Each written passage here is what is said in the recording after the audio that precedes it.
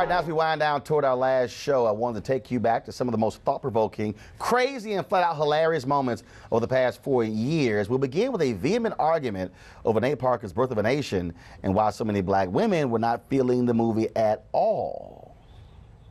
When you target another black woman, the response isn't for people to hear her out. The response is for people to go to her handle, the writer from The Root, and attack her, calling her Uncle Tom, threatening her life.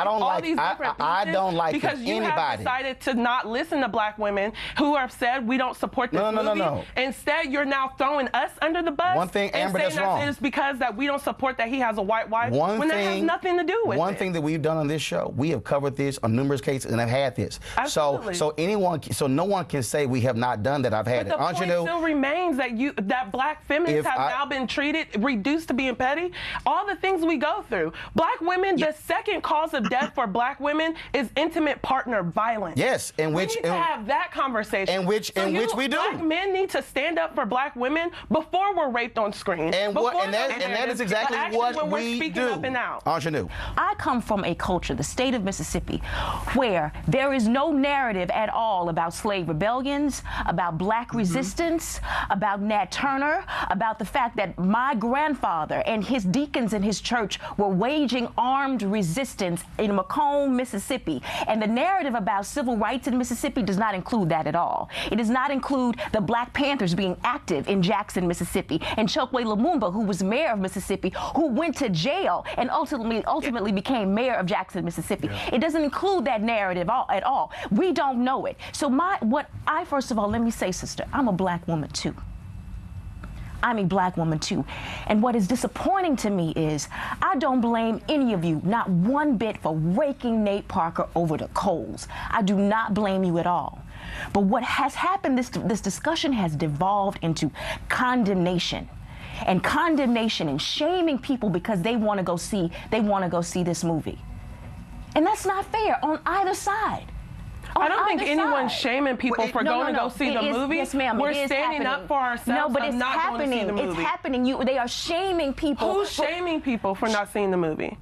Are you serious? Yes. Are you because serious? We have real life. No, I know a young man who works on the job that I have. His name is Z. And he said that he went to go see this movie and he was slammed. That has happened constantly, consistently. What I'm saying is this: if we can acknowledge the fact, and I know that you will, that our history there has been a violation that has been put on black people in terms of our history has been stripped from us. Right. That violation has happened as well. Right. So why can't y'all please listen to me? I listen to you.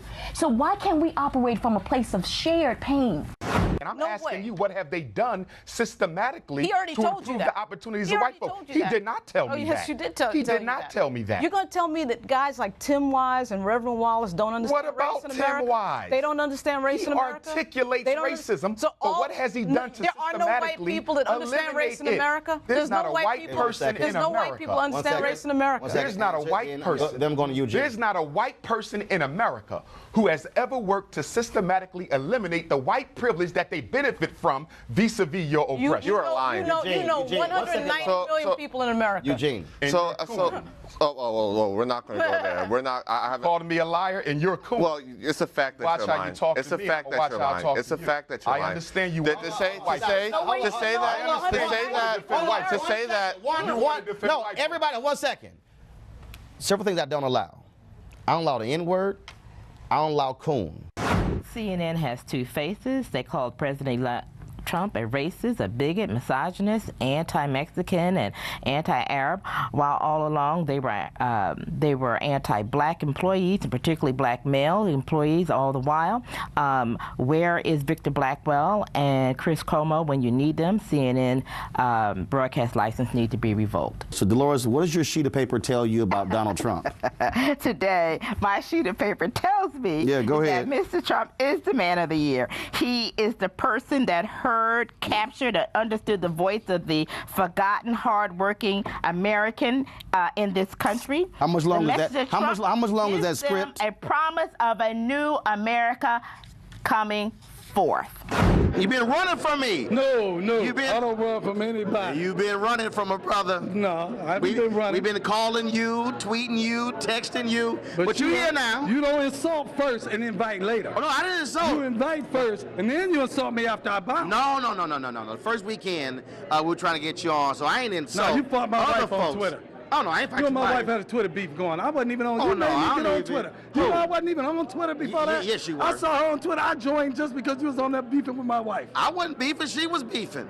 Colette Vaughn lied, and she said the truth, and you believed the lie rather than believe the man of God. I didn't believe a lie, but here's what I want to know, and this is the point I have been raising consistently, and I've interviewed a number of different... Hold on. I need an apology, man.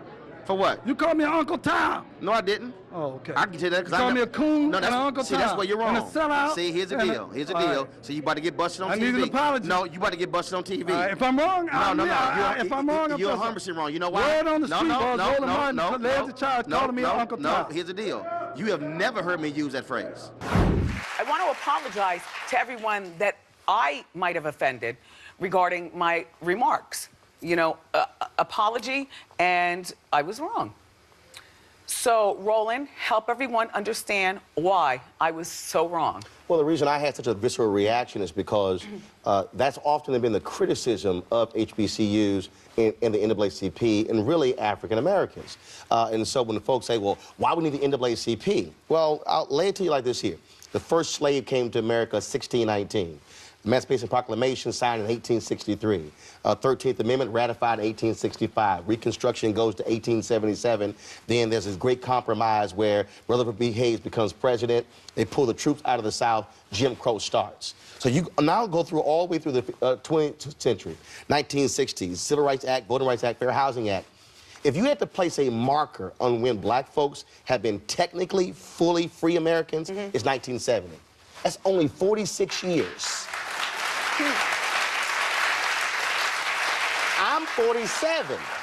So that means I was born into an America where I wasn't technically a fully free African American, fully free American. And so black folks have been trying to force America to live up to its ideals of all men and women created equal. But the reality is that was nice on paper, but it hasn't been in reality. And so when it comes to our colleges, we couldn't go to those schools. Matter of fact, we couldn't read during slavery. You could be killed if you were found to be reading. And so that's why it is so critically important. And so NAACP, founded after a race riot in Springfield, Illinois.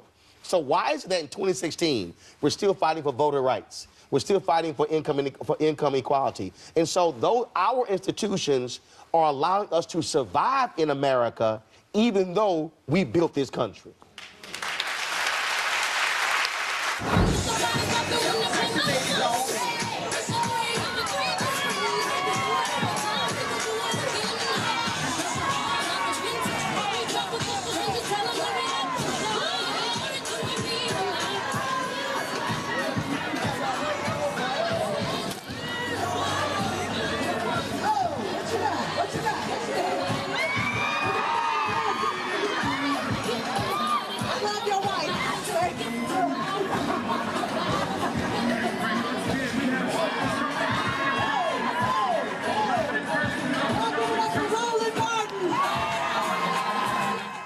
Sigmas can't do that, Ray Baker. Alpha Man can do that, Ray Baker. Oh, God. Y'all thought he was bad then. He working out now. You can't do that, Ray Baker. Lord have mercy. That's why he can't say nothing. Weekdays on TV One. I will never lie to you. Oh, my God. Roland Martin. He doesn't want to talk to us. He wants to ignore us. Uncensored. Hell no. That ain't gonna cut it, boo. Unapologetic. No, that is fundamentally false. You are wrong. Unfiltered. He wants an America where we all look alike. He ain't talking about black people. Unrelenting. You better go work out, because you got a fight on your hands. NewsOne Now with Roland Martin. Weekdays at 7 a.m. on TV One.